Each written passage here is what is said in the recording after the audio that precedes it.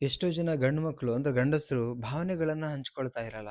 ಇದು ಸುಮಾರು ಜನ ಲೇಡೀಸ್‌ಗಳ ಕಂಪ್ಲೇಂಟ್ ಕೂಡ ಆಗಿರೋದು. ನಮ್ಮ ಕೌನ್ಸೆಲಿಂಗಲ್ಲಿ ನನಗೆ ಆ್ಯಕ್ಚುಲಿ "ಸರ್ ಏನು ಮಾತಾಡೋದೇ ಇಲ್ಲ ಸರ್, ಏನು ಹೇಳ್ಕೊಳ್ಳೋದೇ ಇಲ್ಲ ನಮ್ಮ ಹತ್ರ. ಏನಾದ್ರು ಕೇಳಕ್ಕೆ ಹೋದ್ರೆ ಜಗಳ ಮಾಡ್ತಾರೆ, ಏನಾದ್ರು ಹೇಳಕ್ಕೆ ಹೋದ್ರೆ ಕಿರಿಕಿರಿ ಮಾಡ್ತಾರೆ. ಏನಾಗಿದೆ ಗಂಡು ಮಕ್ಕಳಿಗೆ ಸರ್ ಈ ಥರ ಇದ್ದಾರೆ ಮನೆಯಲ್ಲಿ" ಹೇಳ್ತಾರೆ. ಸೊ ಯಾಕೆ ಭಾವನೆಗಳನ್ನು ಹಂಚ್ಕೊಳ್ಳಲ್ಲ, ಮರೆಮಾಚ್ತಾರೆ ವಿಡಿಯೋದಲ್ಲಿ ಹೇಳ್ತೀನಿ. ಅದಕ್ಕಿಂತ ಮುಂಚೆ ಸಬ್ಸ್ಕ್ರೈಬ್ ಮಾಡಿ, ಸಪೋರ್ಟ್ ಮಾಡಿ ಆ್ಯಂಡ್ ಕೌನ್ಸೆಲಿಂಗ್ ಬೇಕು, ಮಾತಾಡಬೇಕು ನನ್ನೊಟ್ಟಿಗೆ ಅಂತ ಹೇಳಿದ್ರೆ ಸೊ ಅದಕ್ಕೆ ಚಾರ್ಜಸ್ ಇರುತ್ತೆ. ಸೊ ಕಂಪಲ್ಸರಿ ನಿಮಗೆ 1 to 1 ಸೆಷನ್ ಮಾಡಿಬಿಟ್ಟು ಏನು ಸಿಚುವೇಷನ್ ಇದೆ ನಾವು ಸಜೆಷನ್ ಮಾಡ್ತೀವಿ. ಸೊ ಕಾಂಟ್ಯಾಕ್ಟ್ ಮಾಡಿ. ಓಕೆ. ಫಸ್ಟ್ ಪಾಯಿಂಟ್ ಏನಂತ ಹೇಳಿದ್ರೆ ಬಲಹೀನನೆಂದು ಕಾಣಬಾರದು ಅನ್ನೋ ಭಯ. ಎಷ್ಟೋ ಜನ ಗಂಡು ಮಕ್ಕಳಿಗೆ ಹೇಳ್ಕೊಂಬಿಟ್ರೆ ಎಲ್ಲಿ ನನ್ನ ಹೆಂಡತಿ ನನ್ನ ವೀಕ್ನೆಸ್ ಅನ್ಕೊಂಬಿಟ್ಟು ಅಥವಾ ಜನಗಳ ಮುಂದೆ ವೀಕ್ ಆಗ್ಬಿಡ್ತೀನಿ, ವೀಕ್ ಇದ್ದಾನೆ ಇವನು ಅಂತ ಅನ್ಕೊಂಡ್ಬಿಡ್ತಾರೆ ಅಂತ ಹೇಳ್ಬಿಟ್ಟು ನಾನು ಫಿಸಿಕಲ್ ನೀಡು ಅದ್ರ ಬಗ್ಗೆ ಮಾತಾಡ್ತಿಲ್ಲ. ಎಲ್ಲಾ ವಿಚಾರದಲ್ಲಿ, ಎಲ್ಲಾ ವಿಚಾರ ಅರ್ನಿಂಗ್ಸ್, ಮೆಂಟಲ್ ಎಬಿಲಿಟಿ, ಮಾತಾಡೋ ಎಬಿಲಿಟಿ, ಎಲ್ಲಾ ಪ್ರೀತಿ ಕೊಡೋ ಎಬಿಲಿಟಿ ಎಲ್ಲದರಲ್ಲೂ ಕೂಡ ಅವ್ರಿಗೊಂಥರ ಏನಂದ್ರೆ ಜಿಗುಪ್ಸೆ ಒಳಗಿಂದ ಒಳಗೆ ಆಗ್ತಾ ಇರತ್ತೆ. ಎಲ್ಲಿ ಭಯ ವೀಕ್ ಅಂತ ಹೇಳ್ಬಿಡ್ತಾರೆ. ಎಲ್ಲಿ ಜನ ನಾನ್ ವೀಕ್ ಇದ್ದೀನಿ, ಜನ ನನಗೆ ಅವರಲ್ಲೊಂದು ಒಳಗಡೆನೆ ಒಂದು ಇದ್ದೇ ಇರತ್ತೆ. ಆ ಕಾರಣಕ್ಕೆ ಎಷ್ಟೋ ಜನ ಭಾವನೆಗಳನ್ನ ಹೇಳ್ಕೊಳ್ತಾ ಇರಲ್ಲ. ಭಾವನೆ ಹೇಳ್ಕೊಂಡ್ರೆ ಏನೋ ಆ ಥರ ಭಯನೂ ಕಾಡ್ತಿರುತ್ತೆ ಅವ್ರಿಗೆ. ಸೊ ಹಾಗಾಗಿ ಆ ಭಾವನೆಗಳನ್ನ ಎಕ್ಸ್‌ಪ್ರೆಸ್ ಮಾಡ್ಕೊಳ್ಳೋಕೆ ಹೋಗಲ್ಲ. ಇದು ಫಸ್ಟ್ ರೀಸನ್. ಆಂಡ್ ಸೆಕೆಂಡ್ ಬಂದು ಏನಂತ ಹೇಳಿದ್ರೆ ತಿರಸ್ಕಾರ ಆಗ್ಬಿಡುತ್ತೆ ಅನ್ನೋ ಭಯ. ಎಷ್ಟೋ ಜನಗಳಿಗೆ ಭಾವನೆಗಳು ಹೇಳಕ್ಕೆ ಹೋದ್ರೆ ಎಲ್ಲಿ ಆ ಭಾವನೆಗಳನ್ನ ರಿಜೆಕ್ಟ್ ಮಾಡ್ಬಿಡ್ತಾರೆ. ಇದು ಭಯ ಇರುತ್ತೆ. ಅದಕ್ಕೆ ಎಷ್ಟೋ ಗಂಡು ಮಕ್ಕಳು ಭಾವನೆಗಳನ್ನ ಎಕ್ಸ್‌ಪ್ರೆಸ್ ಮಾಡ್ಕೊಳಕ್ಕೆ ಹೋಗಲ್ಲ. ಎಷ್ಟೋ ಹೆಣ್ಮಕ್ಳ ಹತ್ರ ಹೇಳ್ಕೊಳಕ್ಕೆ ಹೋಗಲ್ಲ. ಕಾರಣ ಕೇಳಲ್ಲ.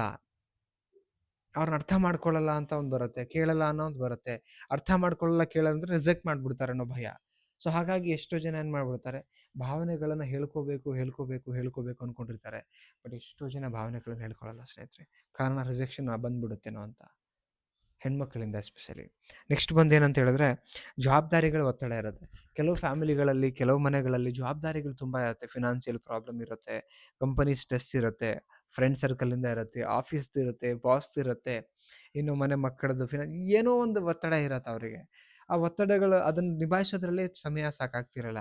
ಇನ್ನು ಭಾವನೆಗಳನ್ನ ಹೆಂಗ್ ಹೇಳ್ಕೊಳ್ಳಿ, ಏನ್ ಕೂತ್ಕೊಂಡು ಶೇರ್ ಮಾಡ್ಕೊಳ್ಳಿ, ಅಲ್ಲಲ್ಲೇ ಟೈಮ್ ಅದ್ರಲ್ಲಿ ಸಿಕ್ಕಾಕೊಂಡು ಒದ್ದಾಡ್ತಾ ಇರ್ತಾರೆ. ಸೊ ಅದ್ರಗಳ ಮಧ್ಯೆ ಇವರಿಗೆ ಭಾವನೆ ನನಗಿದೇನಾ ಅನ್ನೋದೇ ಮರ್ತು ಬಿಟ್ಟಿರ್ತಾರೆ ಎಷ್ಟೋ ಜನ. ಸ್ಟ್ರೆಸ್ಸಲ್ಲಿ ಸಿಕ್ಕಾಕೊಂಡು.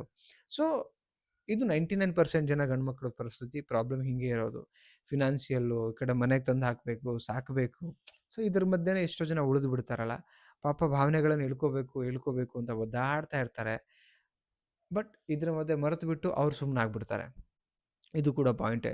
ಆ್ಯಂಡ್ ದ ನೆಕ್ಸ್ಟ್ ಪಾಯಿಂಟ್ ಏನಂತ ಹೇಳಿದ್ರೆ ಲೈಕ್ ಹಿಂದಿನ ನೋವಿನ ಅನುಭವ. ಕೆಲವ್ರಿಗೆ ಭಾವನೆಗಳು ಹೇಳ್ಕೊಂಡು ಹೋಗಾಗ ಕೇಳೋರಿರಲ್ಲ. ರಿಜೆಕ್ಷನ್ ಮಾಡಿರ್ತಾರೆ, ಕಿಂಡಲ್ ಮಾಡಿರ್ತಾರೆ. ಸೊ ಇದೆಲ್ಲ ಆದಾಗ ಏನಾಗತ್ತೆ, ಈಗ ಎಕ್ಸಾಂಪಲ್ ಭಾವನೆಗಳು ಹೇಳಕ್ಕೆ ಹೋಗ್ತಿದೀವಿ ಅನ್ಕೊಳ್ಳೋಣ. ಆ ಭಾವನೆಗಳನ್ನ ಹೇಳ್ತಿದ್ವಿ ಅಂದ್ಮೇಲೆ ಕೇಳಕ್ಕಾದ್ರೂ ಬೇಕಾ? ಅಥವಾ ಪೇಷನ್ಸಿಂದ ಕೇಳಿರಲ್ಲ.